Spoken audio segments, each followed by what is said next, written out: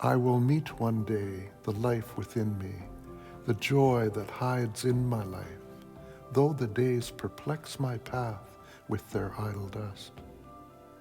I have known it in glimpses, and its fitful breath has come upon me, making my thoughts fragrant for a while. I will meet one day the joy without me that dwells behind the screen of light, and will stand in the overflowing solitude where all things are seen as by their Creator.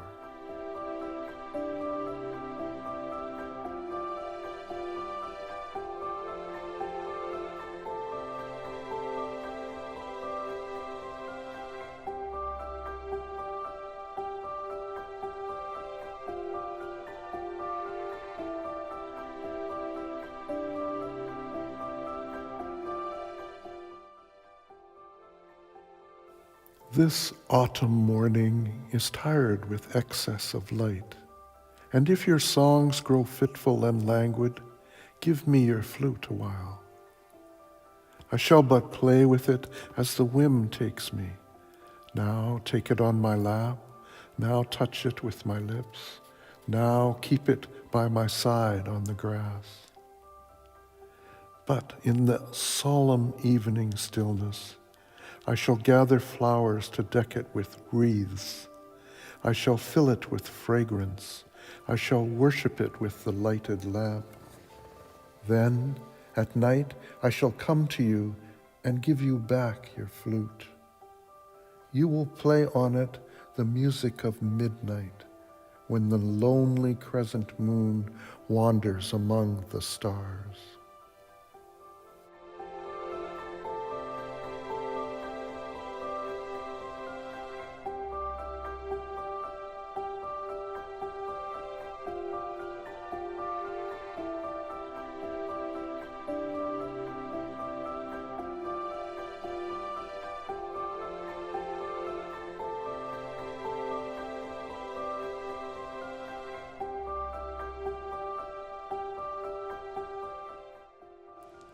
The poet's mind floats and dances on the waves of life amidst the voices of wind and water.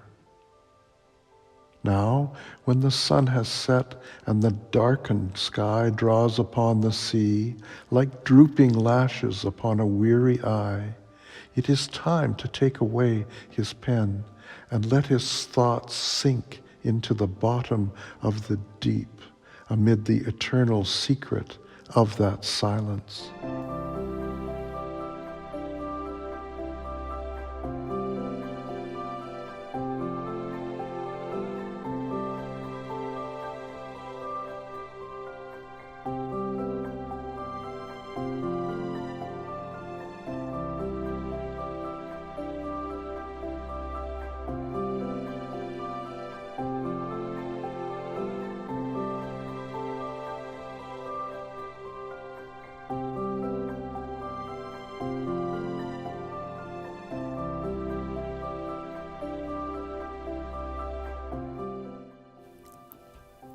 The night is dark, and your slumber is deep in the hush of my being.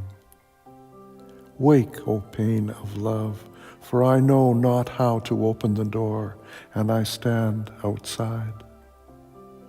The hours wait, the stars watch, the wind is still, the silence is heavy in my heart. Wake, love, wake, brim my empty cup, and with a breath of song ruffle the night.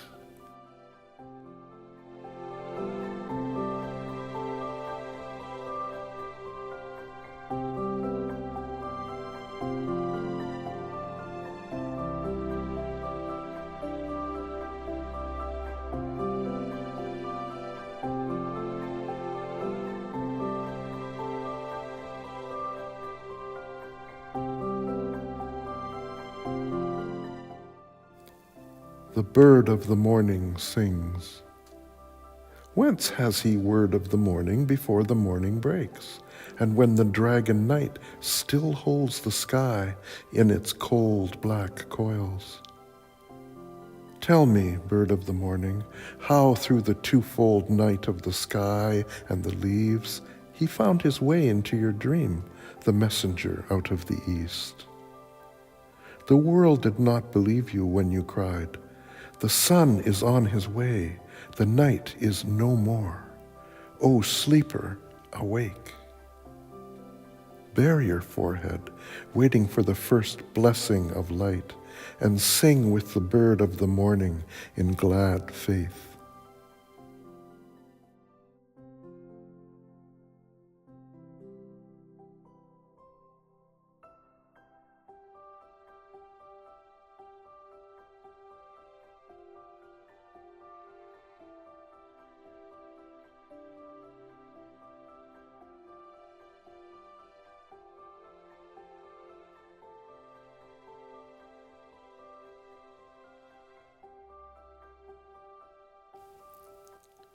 Sanatan was selling his beads by the Ganges when a Brahmin in rags came to him and said, "Help me, I am poor."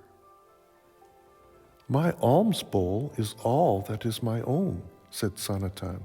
"I have given away everything I had." "But my Lord Shiva came to me in my dreams," said the Brahmin, "and counseled me to come to you."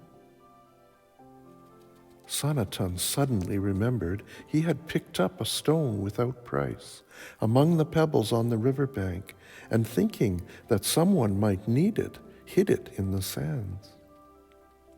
He pointed out the spot to the Brahmin, who, wondering, dug up the stone.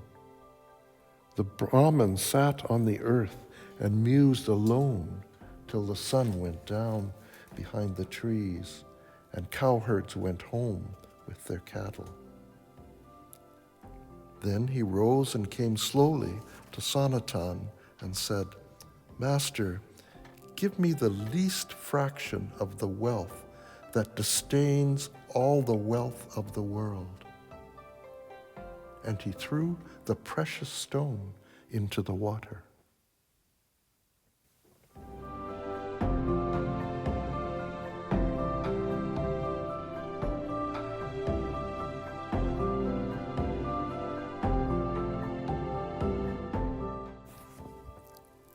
The beggar in me lifted his lean hands to the starless sky and cried into night's ear with his hungry voice.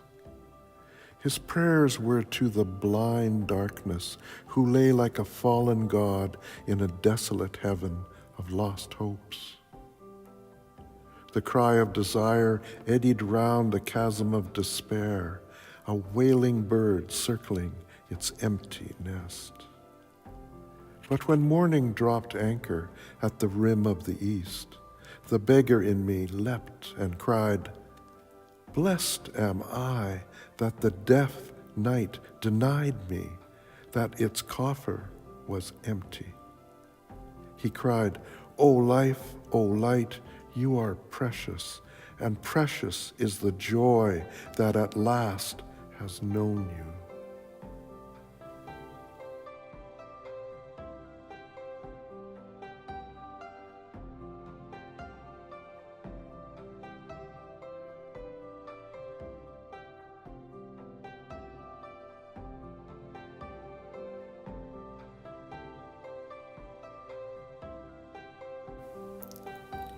You have set me among those who are defeated. I know it is not for me to win, nor to leave the game. I shall plunge into the pool, although but to sink to the bottom. I shall play the game of my undoing. I shall stake all I have, and when I lose my last penny, I shall stake myself, and then I think I shall have won through my utter defeat.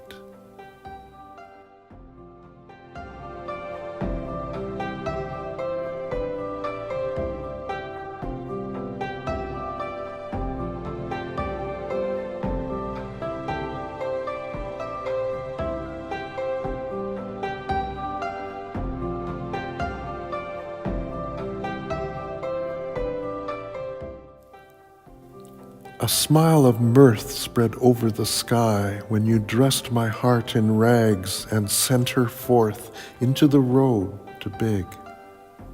She went from door to door, and many a time when her bowl was nearly full, she was robbed. At the end of the weary day, she came to your palace gate, holding up her pitiful bowl.